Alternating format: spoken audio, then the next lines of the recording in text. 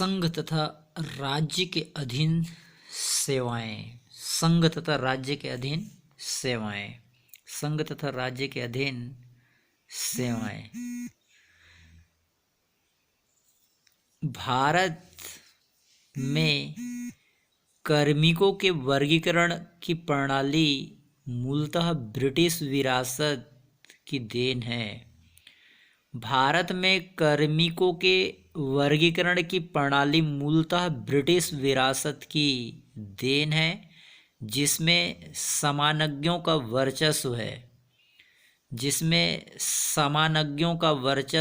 है। केंद्रीय स्तर पर लोक सेवाएं सेवा सर्विस श्रेणी मतलब क्लास तथा स्तर मतलब ग्रेड में विभक्त है।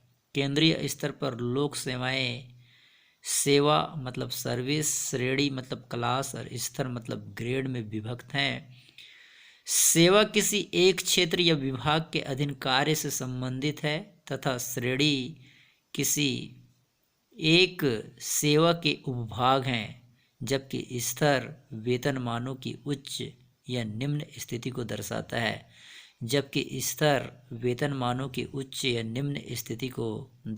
है। लोक सेवकों को चार श्रेणियों में वर्गीकृत किया गया है। ए श्रेणी में उच्च स्तरीय पदों को सम्मिलित किया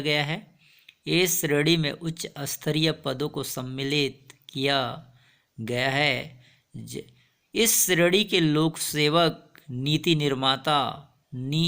निर्माता तथा निष्पादक के रूप में प्रशासकीय पद को धारण करते हैं।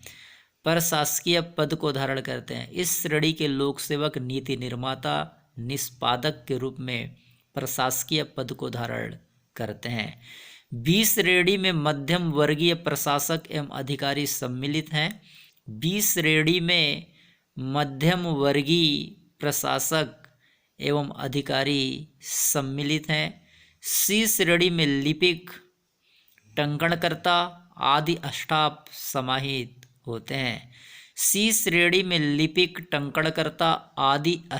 समाहित होते हैं। डी श्रेणी में चपरासी, चौकीदार, ड्राइवर, दफ्तरी आदि सहायक कर्मचारी के रूप में सम्मिलित होते हैं।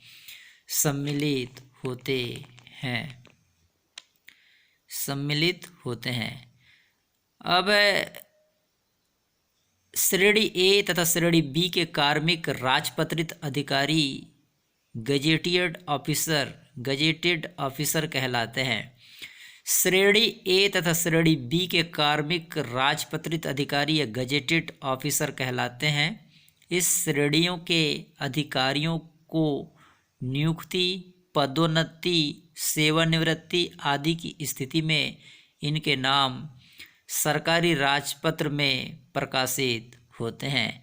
इन श्रेणियों के अधिकारियों की नियुक्ति, पदोन्नति, सेवानिवृत्ति आदि की स्थिति में इनके नाम सरकारी राजपत्र मतलब गजट में प्रकाशित होते हैं।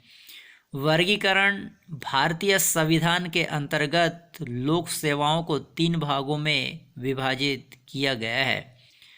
भारतीय संविधान के अंतर्गत लोक सेवाओं को तीन भागों में विभाजित किया गया है, जो निम्न प्रकार है। पहला है अखिल भारतीय सेवा।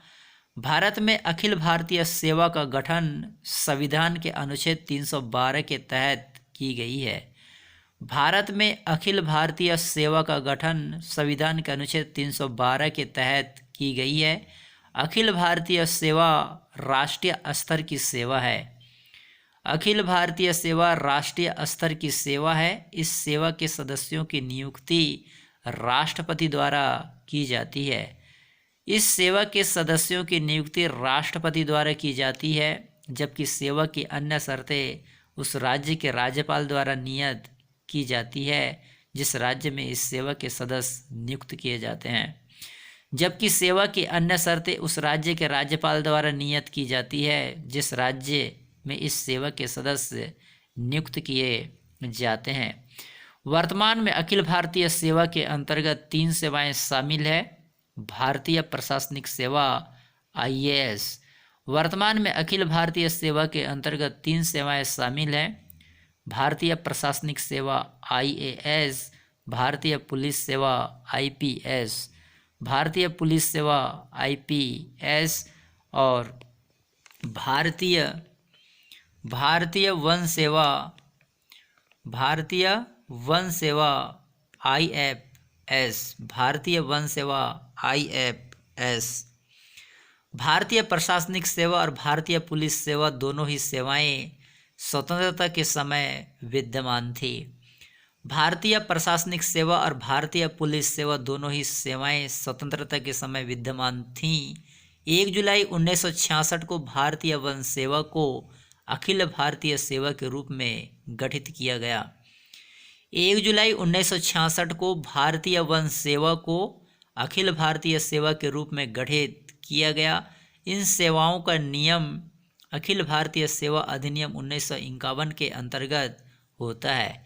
इन सेवाओं का नियम अखिल भारतीय सेवा अधिनियम 1951 के अंतर्गत होता है। भारतीय प्रशासनिक सेवा के 25% पद राज्य प्रशासनिक सेवाओं के अधिकारियों की पदोन्नति से भरे जाते हैं। भारतीय प्रशासनिक सेवा के 25% पद राज्य प्रशासनिक सेवाओं के अधिकारियों की पदोन्नति से भरे जाते हैं। नई अखिल भारतीय सेवाओं के गठन राज्यसभा द्वारा 2/3 बहुमत से पारित प्रस्ताव के द्वारा किया जा सकता है। नई अखिल भारतीय सेवाओं के गठन राज्यसभा द्वारा 2/3 बहुमत से पारित प्रस्ताव के द्वारा किया जा सकता है। भारतीय सेवाओं का वर्गीकरण: अखिल भारतीय सेवाएं, राज्य सेवाएं, केंद्रीय सेवाएं। और केंद्रीय सेवाएं के अंतर्गत श्रेणियां है वर्ग अ, वर्ग ब, वर्ग स, वर्ग द। और विशिष्ट सेवाएं केंद्र / राज्य। और स्तर के अंतर्गत वेतनमान के अनुसार स्तर होंगे। अब दूसरा है बेटा केंद्रीय सेवा। केंद्रीय सेवा राष्ट्रीय स्तर की है। केंद्रीय सेवा राष्ट्रीय स्तर की है जो केवल भारत संघ के लिए है। संसद इस सेवा में नियुक्ति तथा सेवा की शर्तों के संबंध में कानून बनाती है। संसद इस सेवा में नियुक्ति तथा सेवा की शर्तों के संबंध में कानून बनाती है। इस सेवा के कर्मचारी राष्ट्रपति के प्रसाद पर्यंत अपने पद पर बने रहते हैं। इस सेवा के कर्मचारी राष्ट्रपति के प्रसाद पर्यंत अपने पद पर बने रहते हैं। याद रखना, अपने पद पर बने रहते हैं।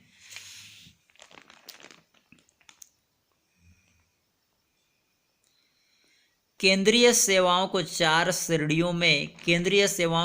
श्रेणियों में या वर्गों में बांटकर उनके कार्य तथा योग्यता को निश्चित किया गया है। ये सेवाएं हैं केंद्रीय सेवाएं वर्ग अ, केंद्रीय सेवाएं वर्ग ब, केंद्रीय सेवाएं वर्ग स और केंद्रीय सेवाएं वर्ग द। इस प्रकार इन सेवाओं को वर्ग अ, वर्ग ब, वर्ग स और वर्ग द में बांटा गया है केंद्रीय सेवाओं को। तीसरा है बेटा जी राज्य सेवा। तीसरा क्या है? राज्य सेवा। यह सेवा केवल राज्य के लिए होती है। इस सेवा में नियुक्ति राज्यपाल द्वारा की जाती है तथा इस सेवा के सदस्य राज्यपाल के प्रसाद पर्यंत अपने पद पर बने रहते हैं। राज्य सेवा में नियुक्ति तथा सेवा शर्तों के संबंध में विधि का निर्माण राज्य विधानमंडल द्वारा किया जाता है। राज्य सेवाओं में शामिल है प्रांतीय प्रशासनिक सेवा, प्रांतीय पुलिस सेवा, प्रांतीय लेखा तथा संपरीक्षा सेवा, प्रांतीय शिक्षा सेवा, प्रांतीय सहकारिता सेवा, प्रांतीय नियोजन सेवा, प्रांतीय जेल सेवा, प्रांतीय वाणिज्य कर सेवा आदि। लोक सेवाओं को संवैधानिक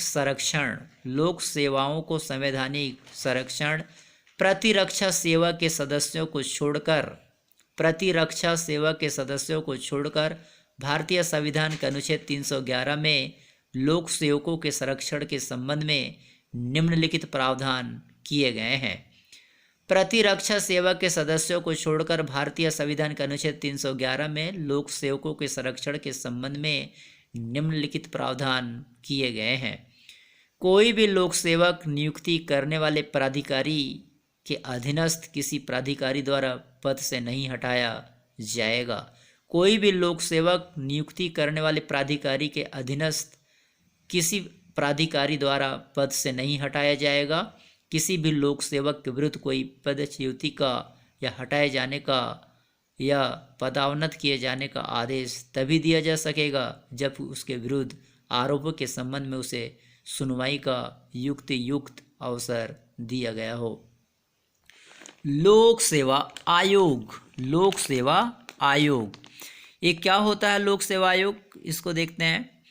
भारत के प्रशासन के क्षेत्र में लोक सेवा आयोग का महत्वपूर्ण योगदान है। भारत के प्रशासन के क्षेत्र में लोक सेवा आयोग का बहुत ही महत्वपूर्ण योगदान है। भारत में 1919 के भारत सरकार अधिनियम के अधीन सर्वप्रथम 1926 में लोक सेवा आयोग की स्थापना की गई थी। भारत में 1919 के भारत सरकार अधिनियम के अधीन सर्वप्रथम 1926 में लोक सेवा आयोग की स्थापना की गई थी।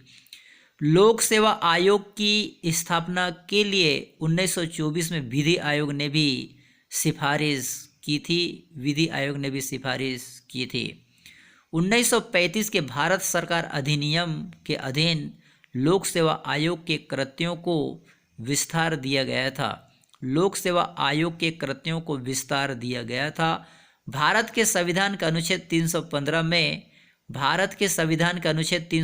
में लोक सेवा आयोग के संबंध में यह प्रावधान किया गया कि संघ सरकार के लिए संघ लोक सेवा आयोग और प्रत्येक राज्य के लिए राज्य लोक सेवा आयोग होगा। प्रत्येक राज्य के लिए राज्य लोक सेवा आयोग होगा। साथ ही यदि 2 या 2 से अधिक राज्य चाहें तो उनके लिए राष्ट्रपति एक संयुक्त लोक सेवा आयोग की स्थापना कर सकता है। साथ ही यदि 2 या 2 से अधिक राज्य चाहें तो उनके लिए राष्ट्रपति एक संयुक्त लोक सेवा आयोग की स्थापना कर सकता है। इसके अतिरिक्त किसी राज्य के अनुरोध पर तथा राष्ट्रपति के पूर्व अनुमति से संघ लोक सेवा आयोग उस राज्य के लिए भी कार्य कर सकता है। अब है लोक सेवा आयोग की स्थिति तथा आयोग को संवैधानिक संरक्षण। लोक सेवा आयोग की स्थिति तथा आयोग को संवैधानिक संरक्षण। भारतीय संविधान में लोक सेवा आयोग को संवैधानिक निकाय बनाया गया है तथा इसकी परिस्थिति सलाहकारी निकाय की है। आयोग को कार्यपालिका तथा विधायिका से संरक्षण प्रदान करने के लिए संविधान में कुछ प्रावधान किए गए हैं जो निम्न प्रकार है।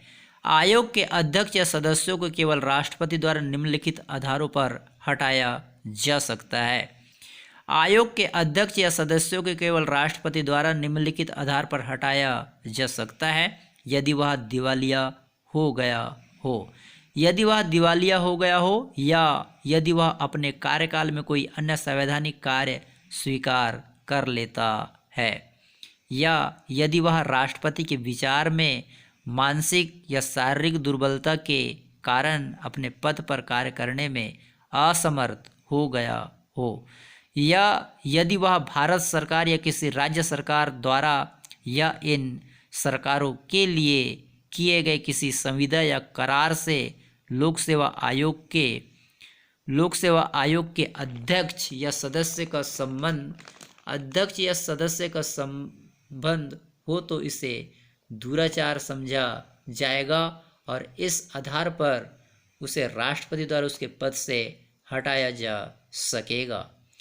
लोक सेवा आयोग के अध्यक्ष या सदस्यों को क्रूर एवं शर्तों में उसकी नियुक्ति के पश्चात कोई ऐसा परिवर्तन नहीं किया जाएगा जो उसके लिए अलाभकारी हो, जो उसके लिए अलाभकारी हो। तीसरा है लोक सेवा आयोग के अध्यक्ष और सदस्यों के वेतन एवं भत्ते भारत तथा प्रदेश की संचित निधि पर भारित होगा। संघ लोक सेवा आयोग की स्थिति में और प्रदेश में राज्य लोक सेवा आयोग की स्थिति की संचित निधि पर भारित होगा।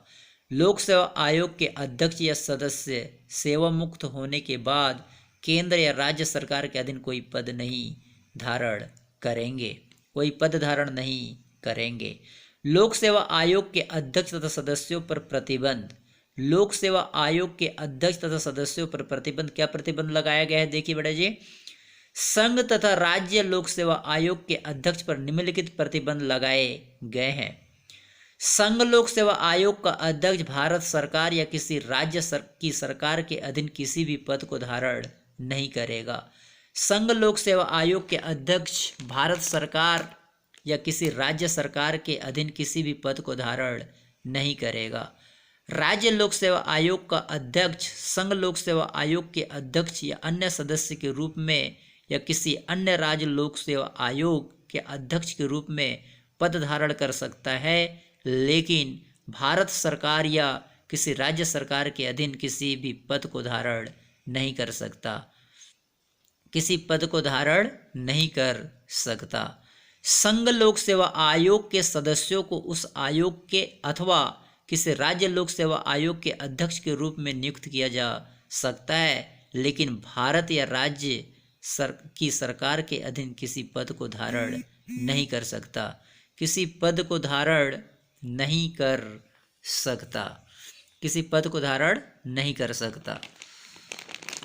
किसी राज्य लोक सेवा आयोग के सदस्यों को संघ लोक सेवा आयोग के अध्यक्ष या किसी सदस्य के रूप में अथवा उसी या किसी अन्य राज्य लोक सेवा आयोग के अध्यक्ष के रूप में नियुक्त किया जा सकता है, लेकिन उसे भारत सरकार या किसी राज्य सरकार के अधीन किसी पद पर नहीं नियुक्त किया जा सकता।